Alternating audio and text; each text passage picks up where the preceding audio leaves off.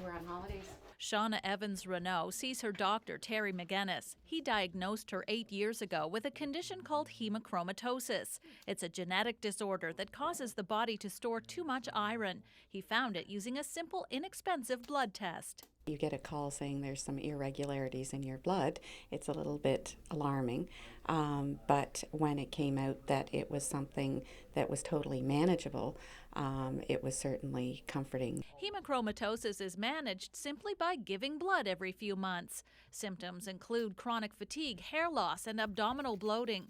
Dr. McGinnis says if hemochromatosis goes undiagnosed, it can cause severe organ damage and lead to liver disease, heart attacks, and death. It was considered to be a relatively rare diagnosis when I was in medical school.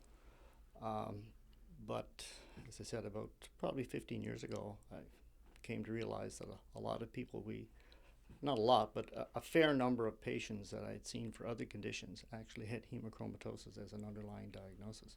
The Canadian Hemochromatosis Society is pushing the province to better educate doctors about the disorder, educate the public, and encourage more testing for hemochromatosis. The fact is, 2 simple tests cost $35.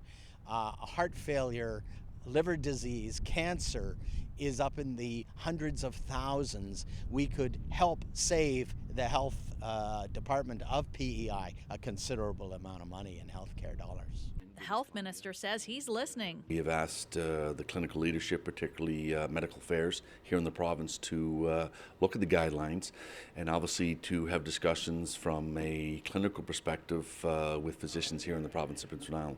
The Hemochromatosis Society is holding a free public meeting about the disorder Saturday morning at 11 at the Best Western Hotel in Charlottetown. Sarah Fraser, CBC News, Charlottetown.